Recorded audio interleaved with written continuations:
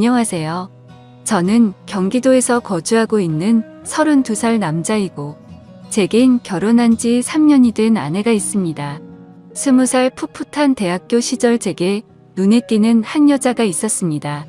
얼굴은 당연히 제 눈엔 가장 예뻤을 뿐더러 뭔가 남들과는 달리 털털한 여자였죠. 화끈한 성격으로 리더십이 있었고 평소에는 남을 배려를 잘하는 그런 성격이었습니다. 그래서 저는 그런 모습에 반해서 고백을 했고 저희는 연애를 시작하게 되었죠.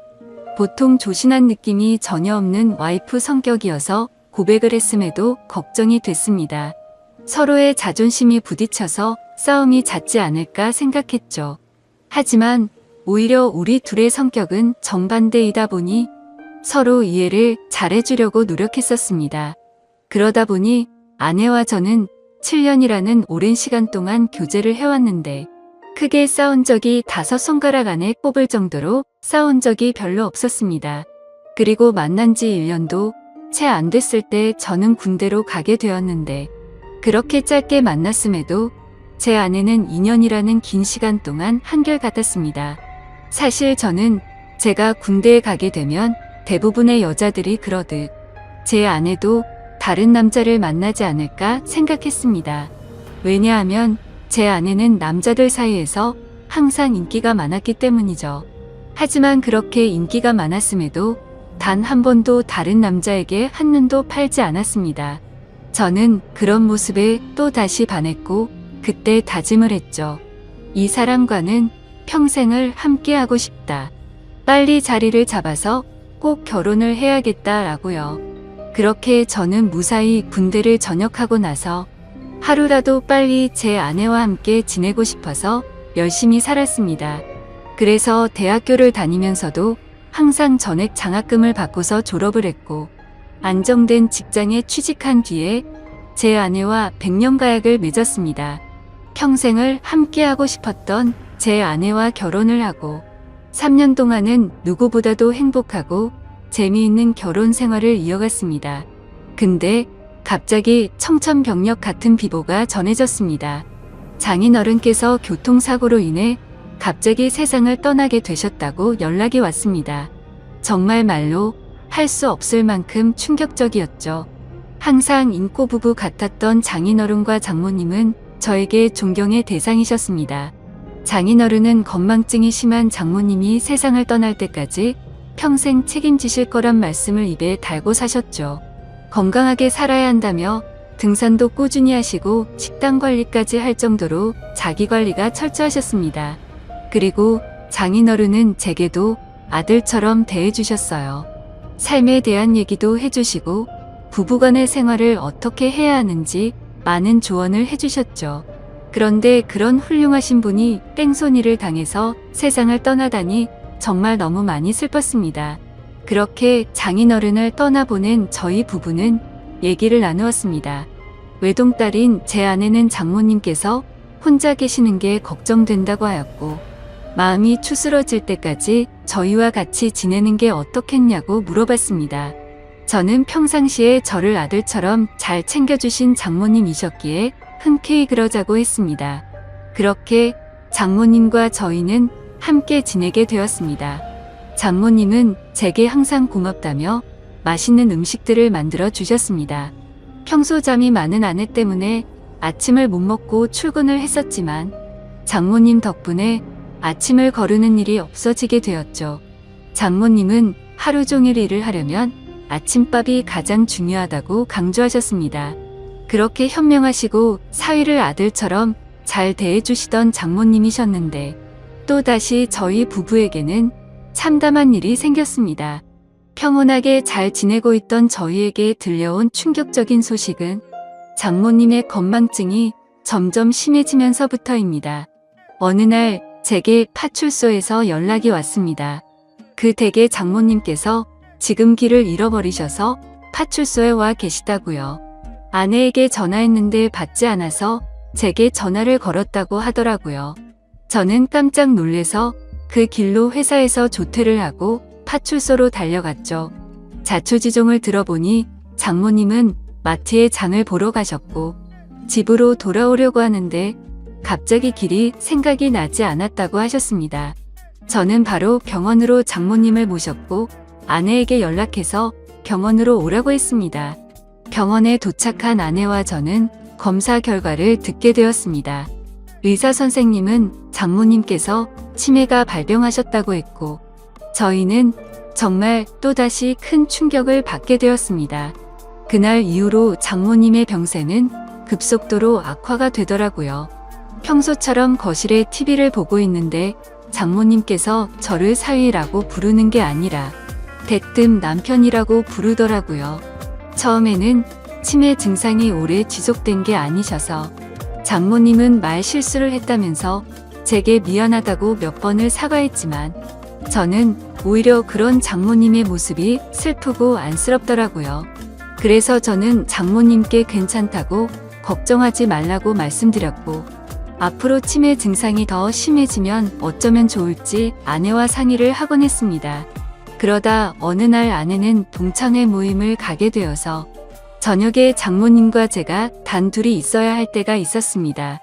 그렇게 장모님과 사이좋게 소파에 앉아서 TV를 보고 있는데 갑자기 치매 증상이 찾아왔던 장모님은 저에게 또다시 여보라고 부르더라고요.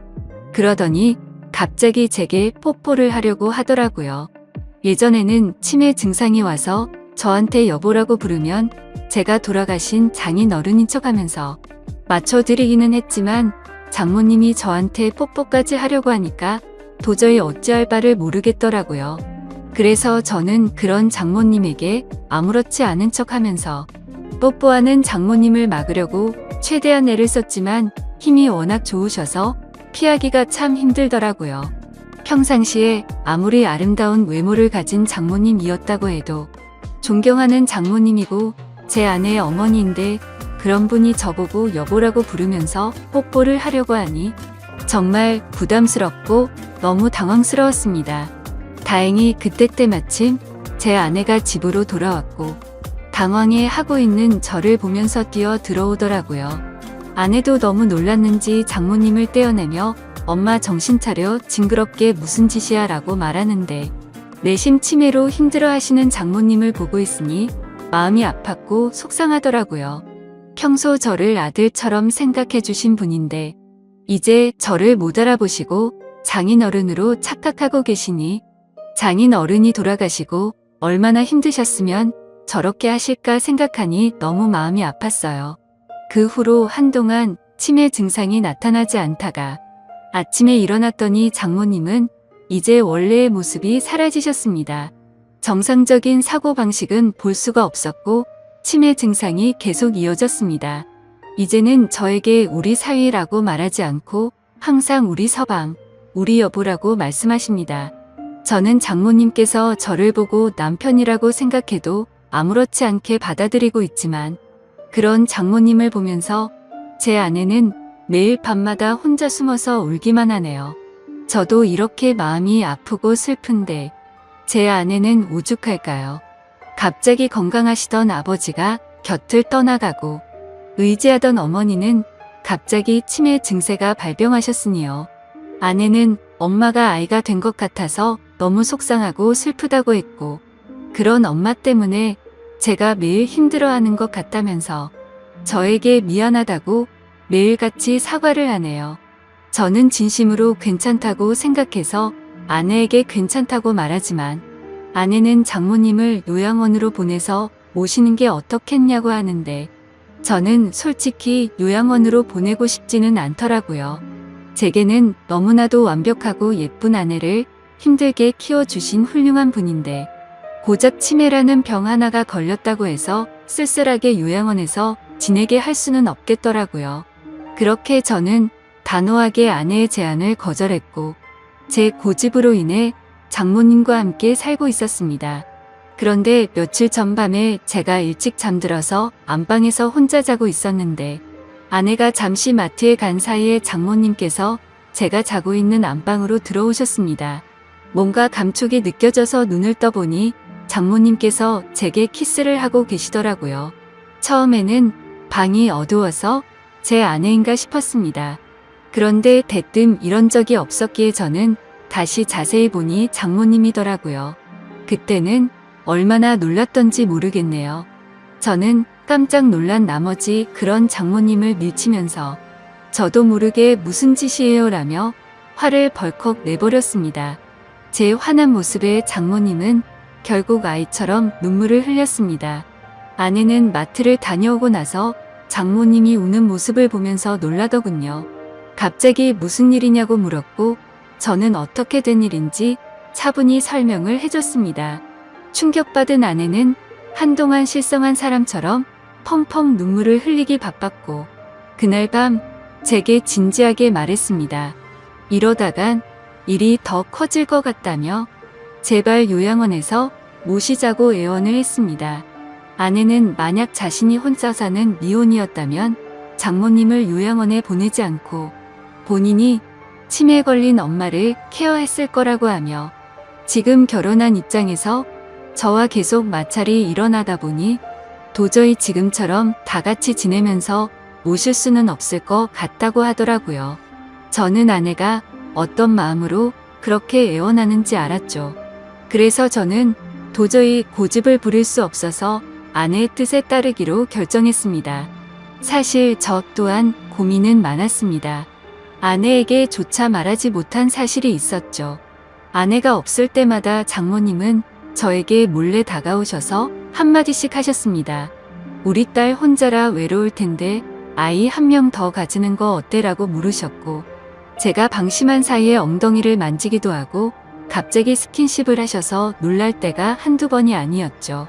아무쪼록 아내와 저는 어쩔 수 없이 장모님을 요양원으로 모시기로 했고 기왕이면 일반적인 작은 요양원이 아니라 시설도 좋고 여러 가지 좋은 조건을 골고루 가지고 있는 큰 요양원을 알아보고 있었습니다. 장모님이 건망증이 심할 때부터 미리 들어놓은 보험이 몇 개가 있기도 했었고 아내와 제가 어느 정도 경제적인 능력이 있었기에 좋은 요양원에서 모시는 것 정도는 크게 부담이 되진 않았습니다. 좋은 조건들의 요양원을 선별하는 건 꽤 시간이 들었고 요양원에 들어가는 절차도 있었기에 저희가 원한다고 바로 들어가지 못했습니다. 그래서 준비를 마칠 때까지 며칠 정도는 장모님과 저희는 같이 지냈습니다. 이 사실을 아무것도 모르고 천진난만하게 지내는 장모님을 보고 있자니 저는 계속해서 마음이 쓰고 안타까웠습니다. 하지만 장모님과 아내를 위해서라도 요양원으로 들어가서 지내시는 게 맞다고 생각을 했습니다. 그렇게 지내다 요양원에 들어가기 하루 전날 또다시 대형 사고가 터져서 아내가 쓰러질 뻔한 사건이 일어났습니다. 제 아내가 있는데도 불구하고 장모님은 원피스 잠옷을 입고 거실로 나오셨고 갑자기 저에게 오늘 자신과 함께 자면 안 되겠냐고 요구하는데 저는 너무 놀래서 당황해서 어쩔 줄 몰라 하고 있었습니다. 아내는 그러지 말라고 하는데 밀쳐버리고 저에게 달려들었습니다. 그러더니 지난번처럼 키스를 하려고 했고 당황한 저는 또다시 장모님을 밀치면서 화를 내고야 말았습니다. 이번에는 화를 내도 장모님이 울지도 않고 억지로 키스를 하려고 고집을 부리시는데 역시나 힘이 좋으셔서 뿌리치기는 게 정말 힘들더군요. 결국 아내까지 달려들어서 장모님을 어렵게 떼어낼 수 있었고 장모님은 말리는 아내를 보고 도대체 내가 뭔데 우리 사이를 갈라놓냐고 고래고래 소리쳤습니다. 질투가 나서 그러냐며 욕을 해대면서 아내의 뺨까지 때리시더라고요. 순식간에 벌어진 일이고 태어나서 처음 겪어보다 보니 너무 무섭더라고요. 제가 알고 있던 자상하고 고운 장모님이 이렇게까지 변하는 걸 보니 정말 다른 사람인지 알았습니다. 아내도 마찬가지로 엄청 당황해하면서 울면서 가만히 서 있는데 저는 그런 아내를 데리고 안방으로 피신을 시켰습니다. 그렇게 사고가 크게 한바탕 벌어지고 난 뒤 장모님을 진정시키느라 몸도 마음도 정말 힘들더라고요. 다음날 저는 아침 일찍 일어나서 장모님을 요양원으로 모셨습니다. 그런데 장모님은 눈치를 채셨는지 갑자기 우시면서 자신을 두고 가지 말라고 하는데 그런 모습을 보고 돌아서는데 정말 마음이 찢어지듯이 아팠습니다. 지금도 일주일에 한두 번은 장모님 보고 싶어서 찾아뵙는데 아직도 저를 보고 남편이라고 부르며 왜 자신을 두고 갔냐는 식으로 말하더군요.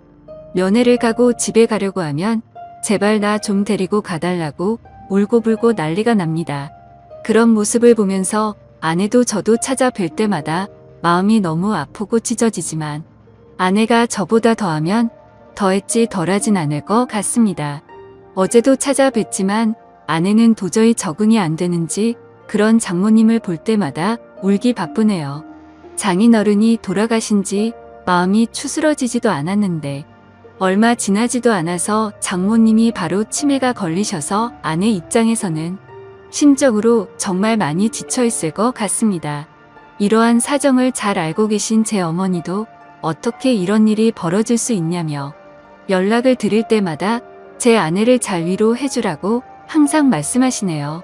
참 맞는 말 같습니다. 어떻게 이런 안 좋은 일들이 한순간에 벌어질 수 있을까요? 저도 마음이 이런데 제 아내는 외동딸이라 같이 슬퍼할 형제 자매도 없어서 안쓰럽습니다. 생전에 장인어른과 장모님은 항상 금술이 좋기로 유명했다고 합니다. 동네에서 모르는 사람들이 하나도 없었고 부부의 금술이 너무 좋으면 아이가 잘 안 생긴다는 미신에 걸린 듯 장인어른 장모님은 결혼한 지 거의 6년 만에 정말 어렵게 제 아내를 가졌었다고 합니다. 심지어 지금은 아내가 튼튼하고 건강해서 아무렇지 않아 보이지만 태어났을 당시에는 건강이 좋지 않아서 엄청 걱정을 많이 했다고 하더라고요. 그렇게 어렵게 건강을 회복시키느라 고생을 하셨고 애지중지 키운 소중한 딸이었기에 평소에 제 아내와 장모님은 너무나도 사이가 각별했습니다. 그렇게 인생에서 가장 소중한 어머니가 치매에 걸리게 되니 딸의 입장인 아내는 당연히 힘들 수밖에 없다고 생각이 듭니다. 제게 직접적으로 말로 표현하진 않지만 옆에서 지켜보고 있으면 웃음도 사라졌고 넋이 나간 사람처럼 멍하니 있을 때가 많아졌습니다. 저는 사회일 뿐인데도 이 글을 적으면서 장인어른 생각과 장모님의 생각에 눈물이 나네요. 정말 누구보다 정정하셨었고 항상 웃음 넘치고 화목하기만 했던 부부셨는데 이런 현실이 일어났다는 게 믿어지지가 않습니다. 아무쪼록 장모님께서 아무리 난감하고 감당하기 힘든 일로 저를 당황스럽게 하셨지만 저를 아들로 생각해 주시고 잘해주신 모습들이 제 어머니 같았습니다. 그래서 앞으로도 자주 장모님을 찾아 뵐 생각이고 제 친어머니를 모시듯 잘 보살펴 드리려고 합니다. 그리고 제 아내를 예쁘고 멋진 사람으로 키워주신 은혜에도 정말 감사드리고 있고요. 왜 착하고 고우셨던 우리 장모님에게 이런 일이 찾아오는지 가끔은 가슴이 미어터지네요. 치매는 유전도 심하고 어린 나이에도 올 수 있다고 하니 제 아내에게는 결코 그런 일이 없도록 옆에서 든든히 지켜주려고 합니다. 두뇌 회전에 좋은 일들도 계속해서 많이 할 거고 앞으로 건강한 삶을 살기 위해 노력하려고요. 그리고 제게 좋은 말씀을 많이 남겨주신 장인어른의 마음도 본받아서 제 아내와 장모님을 지켜줄 겁니다. 살면서 많은 사람들에게 벌어지지 않는 일이겠지만 이번 일을 겪으면서 치매 증세로 인해 곁에서 고생 중인 가족분들의 노고를 잘 알게 되었습니다. 세상 모든 사람들이 치매로 인해 이런 아픔을 겪지 않았으면 좋겠네요.